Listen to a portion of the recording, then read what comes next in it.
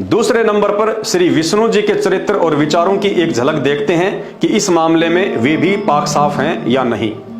संक्षिप्त ब्रह्म वैवर्त पुराण, सचित्र मोटा टाइप, केवल हिंदी, गीता प्रेस गोरखपुर से प्रकाशित, कोड नंबर 631।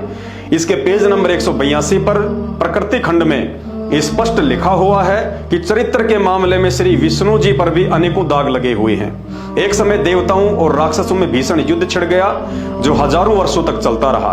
इंद्र सहित सभी देवताओं को जंगलों में जाकर समय व्यतीत करना पड़ा। फिर सभी देवता जमा होकर श्री शंकर जी के पास गए, लेकिन शंकर जी भी राक्षसों को पराजित ना कर सके। अंत में देवी भगवती से प्रार्थना की गई। देवी भगवती अर्थात दुर्गा ने अपने सारे अस्त्र शस्त्र चला लिए, परंतु शंखचूड़ राक्षस को पराजित नहीं कर सकी।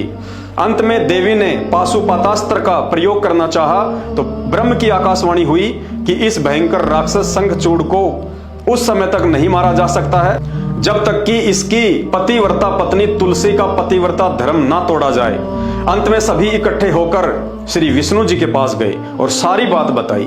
श्री विष्णु जी ने एक ब्राह्मण का रूप बनाकर धोखे से शंखचूड़ राक्षस का कवच दान में लिया और उधर से अंतर्ध्यान होकर शंखचूड़ का रूप बनाकर उसकी पत्नी तुलसी के पास पहुंच गए। तुलसी ने अपना पति समझकर उसे संभोग के लिए समर्पण कर दिया। जैसे ही तुलसी का पतिव्रता धर्म टूटा तो उधर शंखचूड़ युद्ध में देवताओं से मारा गया।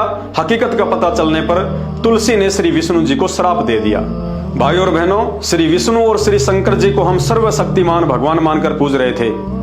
उनमें इतनी भी शक्ति नहीं थी कि समस्त देवताओं के साथ मिलकर वे दोनों उस शंखचूड़ दानव का भी कुछ बिगाड़ पाते।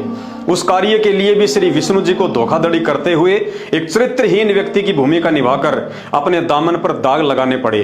सोचिए, जब उनकी पत्नी श्री लक्ष्मी जी को इस बात का पता चला होगा तो घर में कितने दिनों तक झगड़ा रहा होगा।